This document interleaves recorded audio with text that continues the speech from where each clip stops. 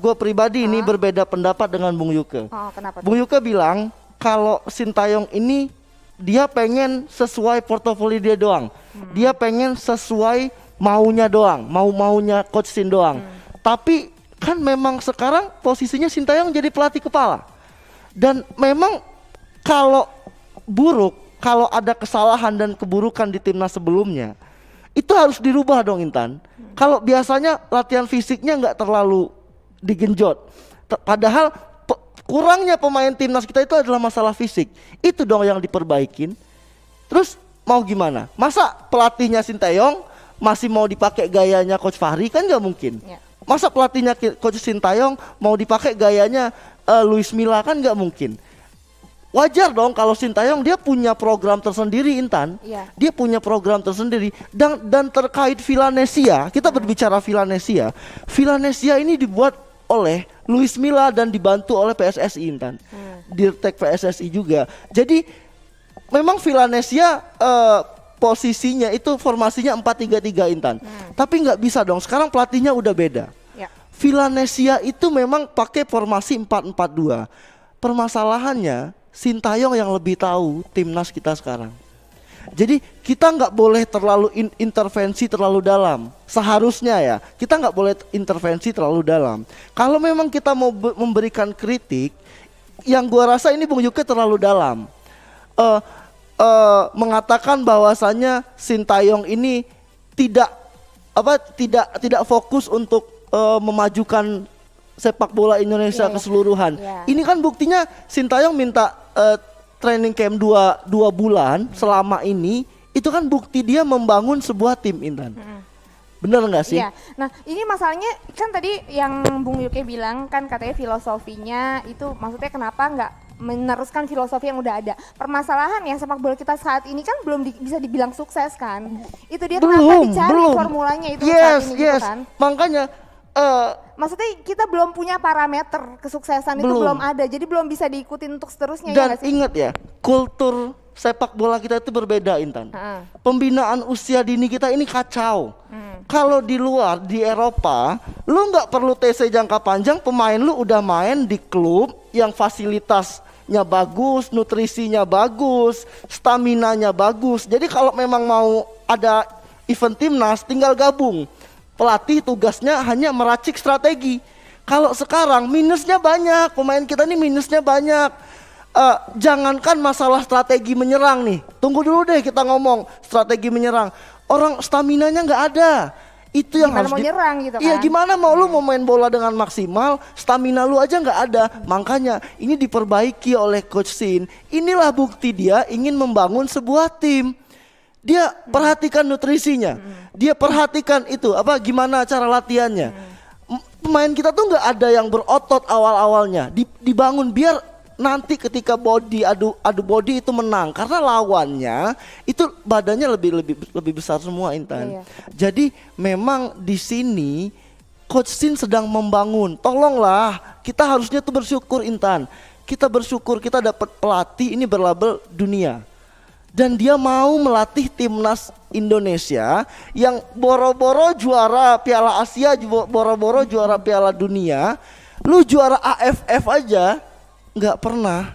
Harusnya kita bersyukur Sintayong mau melatih kita, mau merubah semuanya nih, mau merubah semuanya. Ini mungkin salah satu juga permasalahan TC timnas ini terlalu dieksploitasi kali ya. Jadi terlalu Bisa banyak jadi pihak yang mengomentari di sini, benar nggak sih? Kalau masalah itu kan masih banyak pro dan kontra. Sebagian supporter ini setuju kalau timnas harus disiarkan pertandingannya karena mereka butuh hiburan. Ya, terus mau ngeliat juga progresnya kan? Dan kan? mereka juga ingin melihat progres dari timnas di bawah asuhan STY dan mereka menilai sendiri. Netizen kita kan nggak goblok.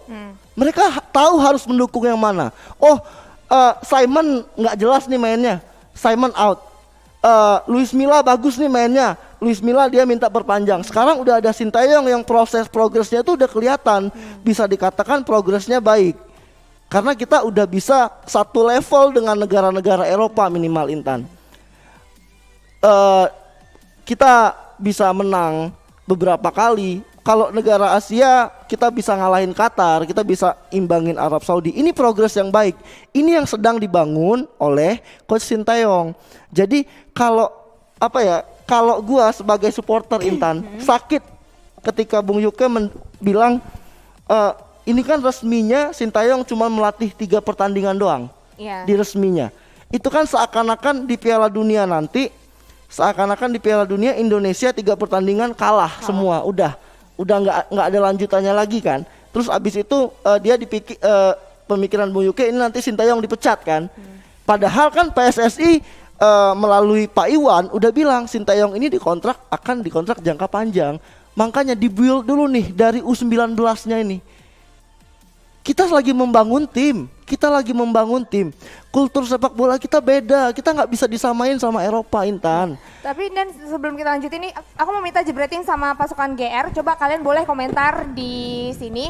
Komentar apapun tanggapan kalian tentang tadi pernyataan Bung Yuke. Nanti bisa kita bacain, bisa kita tanggapin juga ya. Dan ya. Nah kalau masalah tadi Bung Yuke, kan aku nonton video fullnya ya. Bung Yuke di sana bilang juga, ini terlalu panjang TC-nya. 2 bulan. Benar. Kata Bung Yuke terlalu panjang, anak-anak bisa jenuh, bisa kelelahan. Nah kalau menurut komandan gimana? Kalau aku ngeliatnya kan sebenarnya banyak kan negara-negara lain kayak Vietnam aja tuh bisa lebih dari 1 tahun loh dia TC doang. Oh iya Intan, iya kan?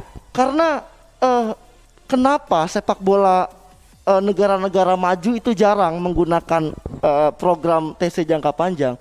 Karena mereka dari kecil Intan, dari usia U10, U11, U12 itu udah di akademi yang profesional Intan. Mereka memiliki fisik dan stamina yang baik. Nah, kalau timnas kita ini kompetisi berantakan. Boro-boro dah pemain mau makan yang bernutrisi.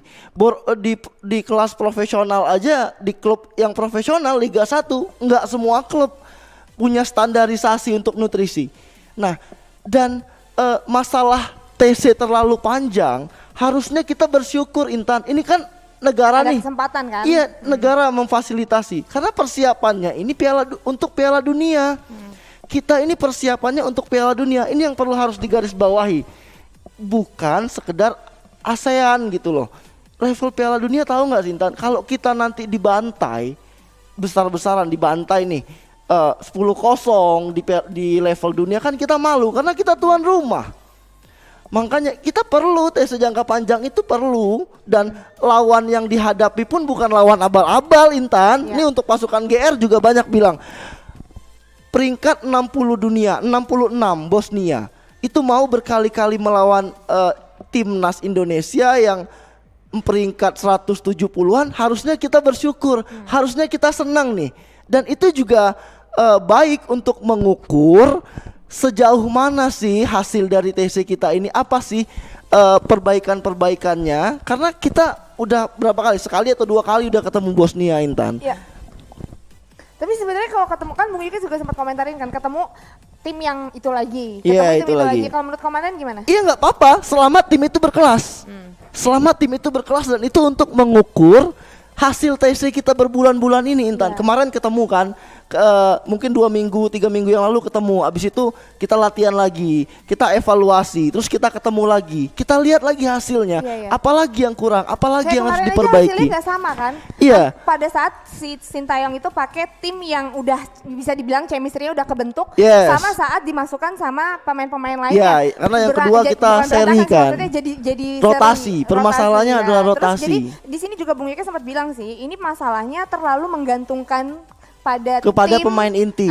Tim inti yang sudah ada chemistry. Nah itu tanggapan komandan gimana? Makanya sekarang lagi diusahain kalau bisa pemain cadangan ini satu level sama pemain inti. Makanya nggak masalah, lu mau uji coba beberapa kali juga. Kalau pelatih kan lagi pengennya pemain yang biasa dicadangkan ini bisa bersaing dengan pemain inti. Kan nanti dilihat Intan, nih gua kasih kesempatan lu main. Bisa nggak lu menang kayak pemain inti kemarin? Ternyata seri kan. Permainan pun babak pertama kita nggak terlalu bagus. Memang benar kata Bung Yuke kemarin, karena beberapa pemain memang diganti sekali banyak. Sebenarnya itulah kesempatan yang dikasih sama Coach Sintayong. Jadi anak-anaknya dia bisa berkembang dengan sendirinya Intan. Jadi mereka membuktikan diri juga, dikasih waktu waktu bermain yang lumayan banyak itu. Ini justru lagi nyari emang ya yang bisa Iya, jadi makanya. substitution sama pemain inti nantinya bisa sama. Makanya. Nah, bentar, dan ini ada yang komentar nih. Aduh, mana tadi ya?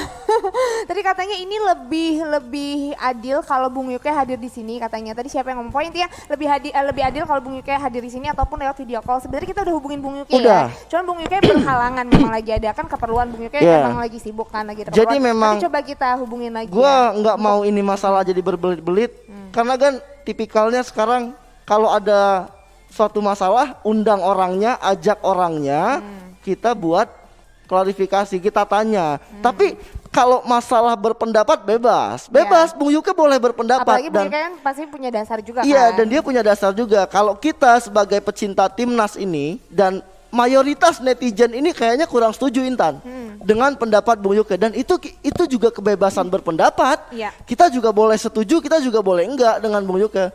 Jadi gua pikir kalau mudah-mudahan bisa next week ya. Iya, Bung Yuke bisa gabung Bung ya. Yuke bisa gabung ya. Klarifikasi juga. Iya, kita klarifikasi. Dan gue juga pengen tanya, Bung Yuke kenapa sih bukannya harusnya kita senang nih? Kita udah dapat fasilitas, pemain udah enak banget itu dikasih TC di luar negeri. Tapi kalau ngomong jenuh, mereka nggak bilang jenuh kan? Nah, ini masalah Jenuh jenuh. nggak sih? Ternyata jenuh ini mungkin hanya pendapat Bung Yuke atau ada beberapa pemain yang jenuh. Jadi tadi Intan langsung di WA salah satu pemain timnas. Langsung gua WA, gua gentle aja gua tanya, apa kabar? Lu jenuh apa enggak? Kalau ditanya jenuh, enggak. Bang, kata dia, enggak jenuh. Kita juga dikasih jalan-jalan, kita juga dikasih libur. Dan pemain itu ya ini dia. Dikasih waktu libur dan istirahat dan uang saku 2 minggu sekali Intan. Wow. 2 minggu sekali. Tahu nggak nominalnya berapa? Gede lumayan Intan. Berapa, beneran? Nggak boleh apa karena ini rahasia dari pemain dan official ya. Tapi itu yang gue bilang lumayan banget itu untuk anak-anak usia mereka ya. Itu lumayan banget dan itu cukup besar. Itu bisa membantu keluarga-keluarga mereka yang mereka tinggalin. Karena kan memang dari Kemenpora udah bilang nih, lu mau latihan di mana aja, mau TC di mana aja, mau lawannya siapa aja kita fasilitasin. Udah kurang apa sih? Harusnya kita senang dong, bersyukur. Tapi ada ada kata-kata Bung Yuke bilang harusnya kita berkompetisi. Turnamen agar lebih maksimal. Pressure-nya beda. Ya, pressure-nya beda. Agree, setuju banget sama Bang Yuke. Tapi kan pandemi. Ini pandemi. Belum ada. Yang kalian harus tahu, kenapa timnas gagal di Turki? Itu pertama musuhnya nggak ada Intan, nggak ada yang mau. Nggak ada yang mau main. Yang kedua, aksesnya juga susah. Aksesnya untuk ke Turki itu susah dengan membawa rombongan yang sangat banyak. Berapa orang? 60, hampir 50 atau 60 orang. 60 kan ya kalau nggak salah 60. Iya, hampir 60 orang. Dan harusnya kan daripada balik ke Indonesia, nih timnas U16 di Indonesia kemarin Intan. Lawannya apa? Asprof, SSB biasa. Lawannya lawan biasa. Dan itu nggak bisa menjadi apa? Nggak bisa mengukur kekuatan lawan kita jadinya. Dan kita juga nggak bisa mengukur kekuatan kita, tim kita. Itu Intan. Dan nih ada yang komentar ya, bentar. Dani Zulfikar, dulu Polosin juga ningkatin fisik duluan bisa dapat emas SEA Games. Makanya Sintayong tuh tahu lemahnya timnas tuh fisik, jadi dinaikin levelnya biar bisa main 90 menit. Makanya Setuju ya? setuju banget karena yang paling tahu sekarang itu siapa sih yang paling tahu timnas U19 itu Sintayong. Dia paling paham. Dia udah beberapa bulan nih sama-sama. Jadi maksudnya ayo dong kita dukung aja dulu. Kita boleh kritik Sintayong. Contoh Intan, netizen banyak yang kritik ketika Sintayong bilang anak-anak timnas seperti anak-anak SD. Itu kan lebih apa tuh? Sakit. Kita sebagai supporter kan sakit. Harusnya dia kalau mau ngomong begitu nggak usah langsung ke media. Kita kritik. Nggak masalah kita kritik. Tapi udah kalau ketika masalah internal kita intervensinya terlalu dalam. Gue kurang setuju kalau masalah itu. Yang Bung Yuke bilang cuman 3 pertandingan doang secara resminya. Setelah itu ada kemungkinan Niko bilang dipecat, ya ada kemungkinan dipecat, dan itu rasanya itu kok nggak optimis sih. Kita udah lagi optimisnya, supporter lagi senang-senangnya nih lihat progres anak-anak timnas. Ibarat kayak ada yang matahin hati lagi gitu Yes, kenapa sih? Masalahnya apa sih? Nah, yang dan ini netizen berasumsi, Intan. Netizen ya, ini bukan gua ya. Netizen berasumsi. Mereka berasumsi kalau Bung Yuke ini ada masalah karena dua pemain manajemennya ini jarang dimainkan. Oh, netizen bilang Netizen kayak gitu. yang bilang, Intan ini dari Fadli @fadli_str7. Ya elah, dan dibilangin yang jenuh itu Yuda Febrian dan Andre. 2 pemain di bawah naungan agensi Siyuke. Dan 2 pemain U19 jarang dapat menit bermain di era Coach Sintayong. Karena lebih banyak karena kalah saing dengan pemain lainnya.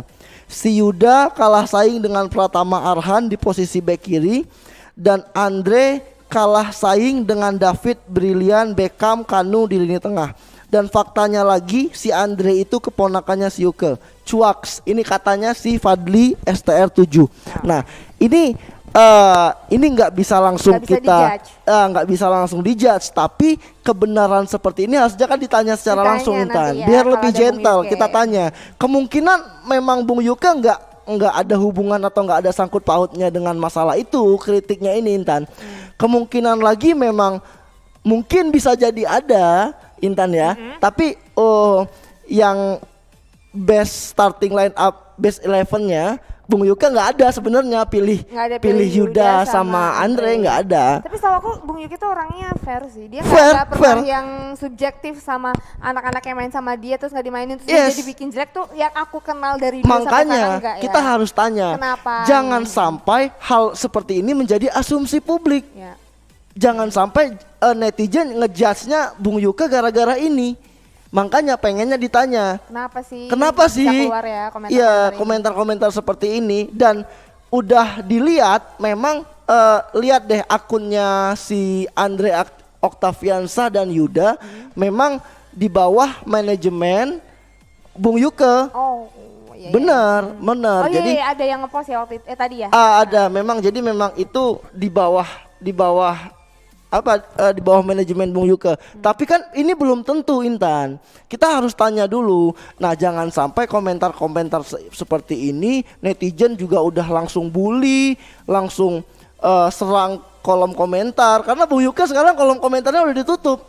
Yeah. Karena Intan tahu dong, netizen Indonesia ketika mereka merasa tidak sejalan nih, ya gitu. Ini apalagi lagi seneng-senengnya gitu ya. Yes, lagi seneng-senengnya pun lucu juga sih kalau netizen jadinya marah, jadinya seakan-akan jadi pasukan Sintayong banget nih jadinya.